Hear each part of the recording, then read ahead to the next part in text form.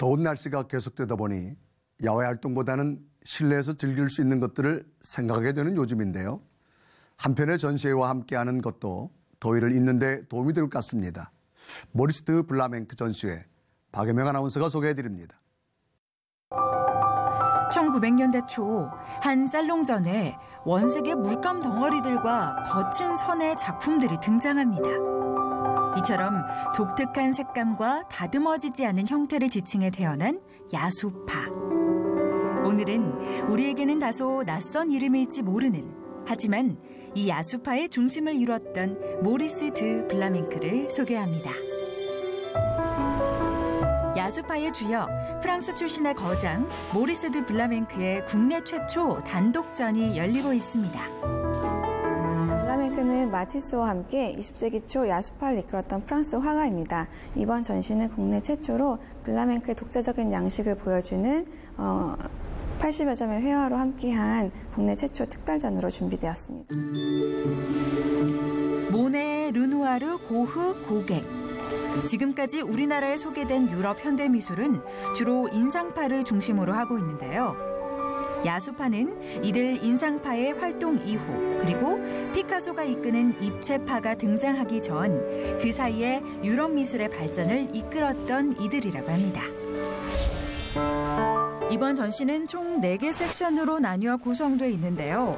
고흐의 영향을 받았던 초기 작품부터 블라멩크가 자신만의 독특하고 강렬한 스타일을 완성하게 된 1920년대 작품까지를 천천히 따라가 볼 수 있습니다.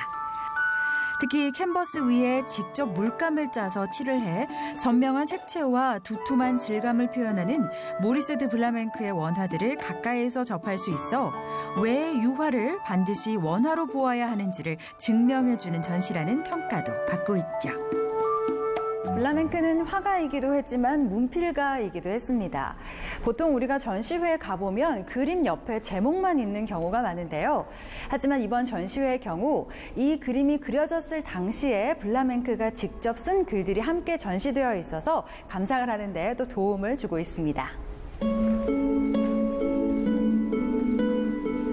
블라멩크는 1, 2차 세계대전을 겪으며 전쟁의 부조리, 그 전쟁이 낳은 공포들의 상처를 받고 마침내 생명과 자연의 아름다움, 경이로움을 붓끝에 담아내기 시작했는데요. 십자가상이 있는 마을, 눈길, 브르타뉴 어선의 귀환 등의 작품들 앞에서 잠시 멈춰서 보시죠.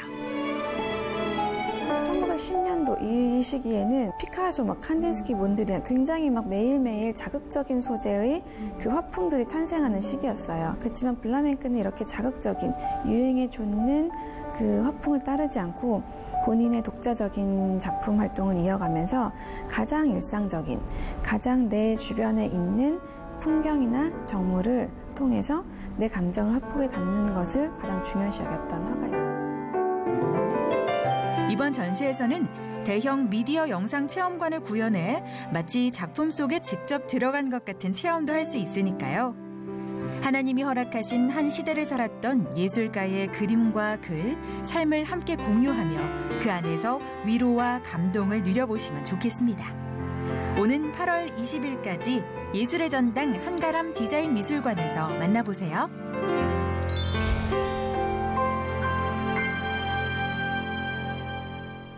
저는 블라멩크라는 작가를 처음 만나보는데요. 그림이 아주 힘이 있고 좋습니다.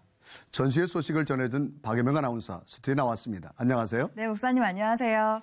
네, 앞서 보신 대로 이 모리스 드 블라멩크는 야수파의 거장입니다. 네. 사실 우리에게는 좀 낯선 이름이기는 한데요. 하지만 직접 전시회에 가보시면 왜 우리가 유화를 원화로 봐야 하는지를 체감할 수 있는 그런 전시라는 느낌을 받으실 거고요. 더불어서 다양한 미디어 체험관들이 준비되어 있으니까요. 함께 즐기시는 것도 좋을 것 같습니다. 네, 계속해서 제가 이번 주에는요, 베스트셀러 작가 연탄길의 이철환 씨를 만나고 왔는데요. 계속해서 화면으로 함께 만나보시죠. 네, 이철환 작가님 모셨습니다. 안녕하세요. 안녕하세요.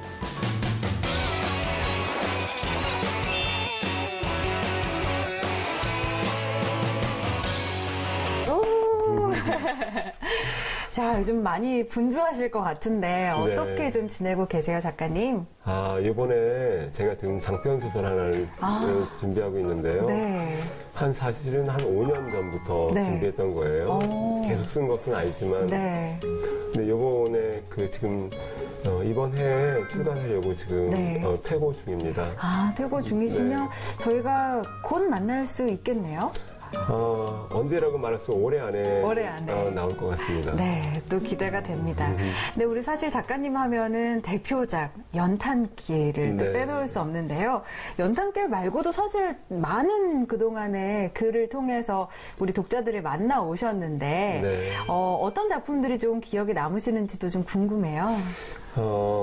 제가 그 연탄길 이후에 여러 권의 책이 나왔는데 그 중에 그냥 각별히 애정이 가는 것 중에 하나가 위로라는 책입니다. 네. 그 위로에 보면 피터가 나와요. 거기 주인공 나비인데 그 피터가 삶의 여러 상황들을 만나고 그 상황 속에서 어떤 그 명철함 그런 것을 얻어가는 그런 과정들을 그린 거거든요. 네. 근데 그 중간중간 그 피터가 엄마를 통해서 삶의 중요한 메시지를 얻는데 저는 그 피터의 엄마 그러니까 피터와 만날 수 없지만 피터 엄마가 주는 그 메시지가 저는 하나님의 메시지로 그렇게 계속 써나갔습니다. 그 작품을. 사실은 그 작품 제목이 위로인데 더 정확히 말씀드리면 하나님의 위로입니다. 하나님의 위로. 네. 근데 제가 하나님 위로를 뺐죠. 그러면 세상 속에서 더 많은 사람들에게 복음이 될 수 있겠다는 생각이 들었습니다. 그러셨군요. 네. 여기 사실 뒤쪽에 보면은 우리 작가님 책들이 곳곳에 또 보여요. 여기 보면 진짜 많은 분들 좋아하시는 연탄길. 또 있고요. 그죠? 이 책은 정말 큰 사랑. 이 책은 사실 교과서에도 실려 있죠? 한 이야기가. 고등학교 문학 교과서까지 실리면 한 10편 되는 것 같은데요. 네. 그렇구나. 근데 혹시 이 작품을 쓰실 때 또 우리 작가님 신앙생활을 계속 하고 계셨나요? 네. 한 꼭지 한 꼭지 쓸 때마다 정말 기도 많이 했어요. 네. 그러니까 실화를 바탕으로 쓰는 거지만 어떻게 쓰느냐가 정말 중요하잖아요. 그렇죠. 실화 갖고 이야기를 풀어나갈 때도요. 그러면 반드시 어떤 그 고비가 있습니다. 풀어야 할 숙제가 있는데 그때마다 하나님 어떻게 했으면 좋겠습니까? 지혜를 주십시오. 그래서 늘 기도했죠. 최근에는 또 예수 믿으면 행복해질까라는 제목의 책을 쓰셨어요. 참 궁금한 게 결론이 참 궁금합니다. 예수 믿으면 행복해질까요? 저는 하나님이 없었으면 내가 그냥 형편없는 사람이구나라고 그냥 말았을 거예요. 근데 하나님이 계시니까 그때마다 할 수 있는 고백이 있었어요. 주님, 저를 불쌍히 여겨주세요. 네. 주님, 저를 불쌍히 여겨주세요. 그 두 가지 고백은 너무 다른 거라고 생각해요. 와, 나는 이거밖에 안 되는 사람이구나 라고 생각하면 그때는 자기를 사랑할 수 없습니다. 근데 주님, 저를 불쌍히 여겨주세요 라고 말하는 고백할 때는 여전히 제가 저를 사랑할 수 있었습니다. 하나님을 믿는다는 건 그런 점에서 저한테는 제가 훨씬 행복한 사람이 될 수 있을 만한 아주 너무나 중요한 중심이죠. 네.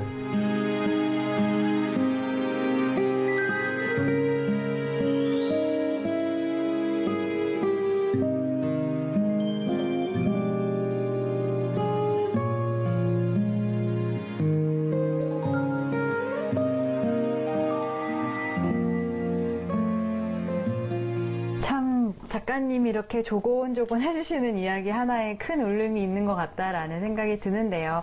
마지막으로 우리 작가님의 꿈에 대해서 좀 질문을 드려도 될까요? 앞으로 또 어떤 사람이 또 어떤 작가가 되고 싶으신지도 궁금합니다. 저는 늘 그걸 생각합니다. 민들레의 눈높이요. 민들레의 눈높이. 네.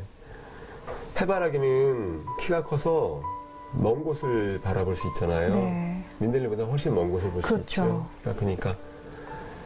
근데 해바라기는 키가 커서 들을 수 없는 것들이 너무 많죠. 민들레의 눈높이로 가졌을 때 민들레만 들을 수 있는 게 있죠. 어쩌면 그건 낮은 자의 시선이라고 말할 수도 있겠고요. 정확히 누구의 시선이냐 묻는다면 저는 예수님의 시선이라고 생각해요. 예수님은 가장 낮은 곳에 엎드리셔서 가장 빛나셨던 분이니까요. 그런 민들레의 눈높이를 항상 생각하시면서 또 앞으로 많은 작품 활동하실 텐데요. 그 작품을 통해서 더 많은 독자분들이 위로를 얻고 또 힘을 얻으셨으면 좋겠다는 그런 생각을 하고요. 작가님 네, 하시는 일들 위해서 저희 열심히 응원하고 또 기도하도록 하겠습니다. 네, 오늘 아주 깊은 말씀 전해주셔서 너무 감사합니다. 작가님. 네, 감사합니다. 고맙습니다. 네, 감사합니다. 네, 작품 하나하나에 이철한 작가의 그 하나님이 뜨거운 사랑의 고백이 담겨져 있는 걸 참 많이 느꼈는데요. 저도 위로라는 책 한번 읽어보도록 하겠습니다. 네, 꼭 읽어보시고요. 저도 이철한 작가를 만나면서 이 이철한 작가에게 글이라는 것은 하나님의 마음을 담는 그릇 같다, 이런 느낌을 받았습니다. 아마 이철한 작가의 책을 통해서 우리 독자 여러분들도 또 시청자 여러분들도 같은 마음을 느끼실 수 있으실 텐데요. 앞으로 또 많은 작품 활동 하실 텐데 또 많이 사랑해 주시면 좋겠습니다. 네, 신간이 나오면 저도 꼭 챙겨서 읽어보도록 하겠습니다. 네. 박유미 아나운서 수고 많았습니다. 네, 고맙습니다. 계속해서 간추린 문학의 소식 전해드립니다. 다시 꽃이 피다라는 주제로 진행되는 필름 포럼의 종교개혁 500주년 특별전. 첫 번째 영화는 루터입니다. 종교개혁자 마틴 루터의 인간적인 고뇌와 성찰을 다룬 영화로 독일에서 3천만 달러의 거액을 들여 제작했는데요.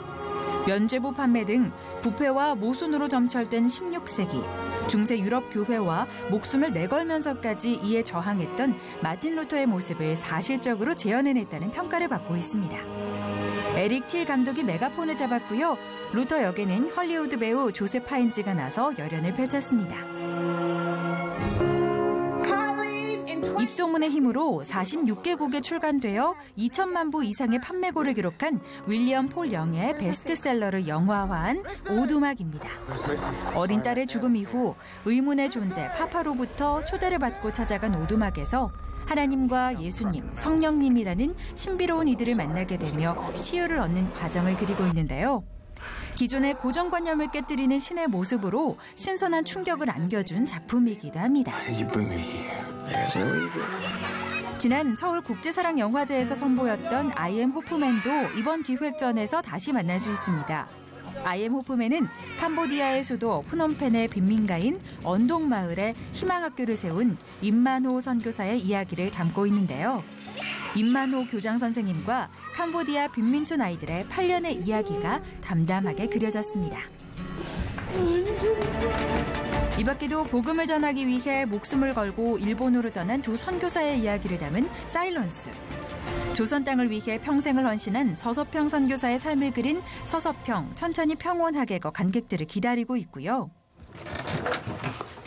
특별 상영으로는 버려진 아이들을 위한 작은 생명의 상자, 주사랑 공동체의 베이비박스를 소재로 제작되어 세계 유수의 영화제에서 극찬을 받은 웰메이드 다큐멘터리 영화 드롭박스, 그리고 세계적인 찬양 사역자 데니스 전이건의 동성애 고백을 담은 싱 오버미가 준비되어 있으니까요. 2017년 여름 종교개혁의 의미를 묵상할 수 있는 영화들로 몸과 마음을 채워보시고요. 영화 상영 후 이어지는 특강과 시네토크를 통해 영화와 영성에 대해 이야기하는 시간도 함께 가져보시면 좋겠네요.